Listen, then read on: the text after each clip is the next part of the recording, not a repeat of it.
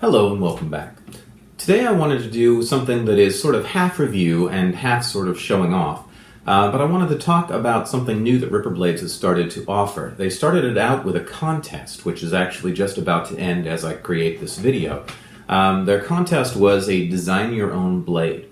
Ripper Blades started off with their sort of high-end blade, and then they brought it back to the Ripper clones, which were sort of more budget models of the standard Ripper Blades. And they brought it down even a further level for people who are a little bit more self-sufficient, and they started to offer blade kits. Now, a blade kit, what you end up getting is you end up getting a blade blank, which is in the shape of one of their stock models. Currently, I believe they have a warrior, which is kind of a scimitar-looking thing. They have a katana, they have a black blade, and they have a Spartan, which is kind of a gladius or sting-looking hilt. But those are the only models they're offering currently. I believe that in future they may start offering some of their others. But what you end up with is a piece of acrylic with the protective paper still on that looks kind of like this. With the base material like that, it doesn't cost too much. It's still a little bit pricey, but you're paying mostly for the materials and you're paying for shipping, because shipping something like that to you is a pain in the butt. But you end up with the blade blank and a socket that you mount it into so that you can use it with standard blades. Now, the Ripper Blade kit, what I've done with it, all of the design and all the processing and turning this thing that starts out as a blank into a usable blade, that's all on you.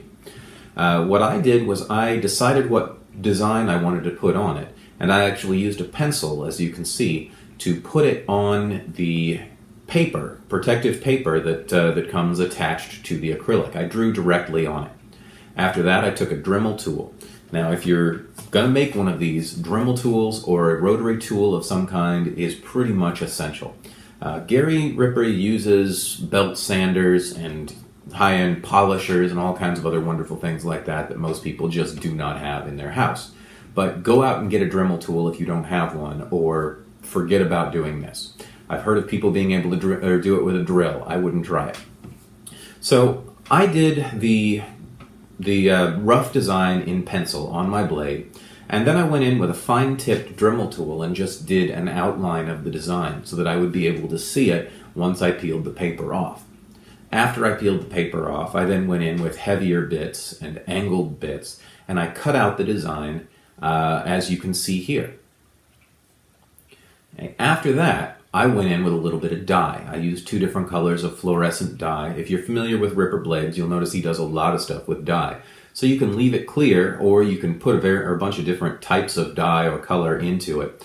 Anywhere that you touch it with that Dremel tool, it's going to diffuse the light and it's going to glow. So be very careful, because you can't undo you can't undo things with the Dremel tool. Once you hit it, it's there. So be very careful, be very deliberate, know what you're going to do, and then do it. In terms of the edge, I used a Dremel heavy sanding bit. Now that gave me an uneven sort of ragged look to the outside. If you were looking for a straight edge like you see with a lot of the things that Gary does himself, use a sanding block or a belt sander or a grinder in order to put that edge on it, and it's going to be a lot more uniform. I wasn't looking for uniform, so I just used the little circular barrel-shaped sanding bit that came with the Dremel. All right, so I sanded an edge onto it all the way across. I rounded the top edge so that it diffused light a little bit as well, and also so that it didn't have that rough angular look of the raw acrylic. Once everything is said and done with my design, let me show you what I ended up with.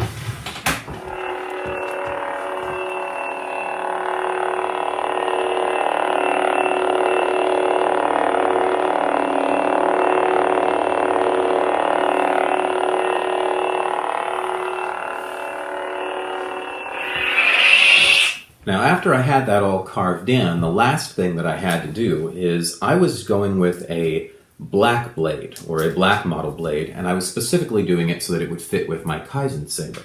So to do that, I had to take the blade stock, or the adapter that was supplied, and I had to cut it at an angle so that it worked with this angle emitter. I also had to cut down the tang of the blade because it was too long for this saber. Okay, in the end result, I ended up with that.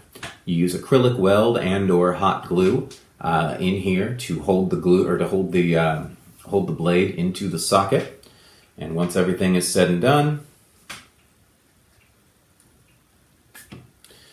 it works pretty dang well with the saber that I designed it for. Now my saber had a Cthulhu theme, so I went with a Cthulhu theme up here. And let me go ahead and show you with blue.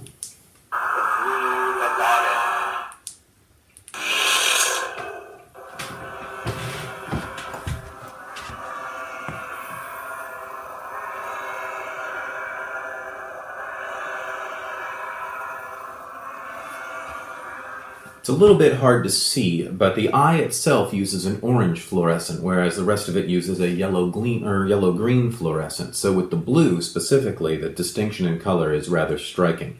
The first item I showed it to you with there was a purple. So the purple sort of split the difference. You couldn't really see the difference between the eye and the tentacles.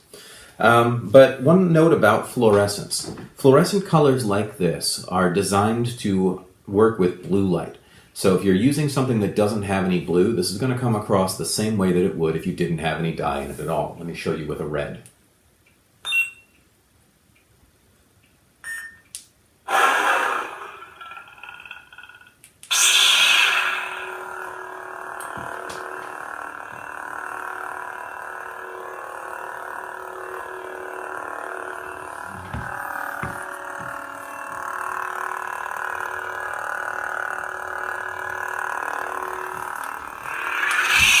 You get the tentacle, and you definitely get the eye, but you don't get the color difference. So if you're planning on using any kind of dyes, consider what sort of LED you're going to be running through it. If you use a red dye, you shoot red light through it, that red dye is going to disappear. You use a red dye, you shoot blue light through it, it's going to be purple there. So just consider, if you're going to use any sort of dyes, consider the color blending that's going to take place. And if you're going to use any fluorescence, commit yourself to using something that has a little bit of blue in it, even if that is a mixed white. Like a red, green, and blue running full for a white. Let me show you what that looks like real quick.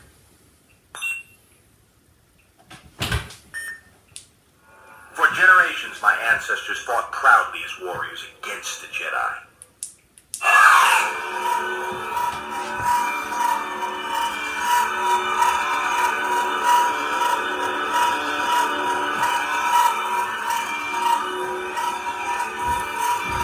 So, less pronounced than the blue, but you can still notice the difference in color. So the Ripper Blades kits, interesting idea, great concept. If you're a do-it-yourselfer, but you lack the access to the acrylic sheets, or you lack the ability or the steady hand to be able to cut out the blade blank yourself, but you can rough hew a design. If you're a precision artist rather than a bulk artist, this is a really good way to go. It allows you to take that idea and bring it into reality using having Ripper Blades do some of the work for you. So hopefully this review has been of use. If you like it, please join me back here for more in future.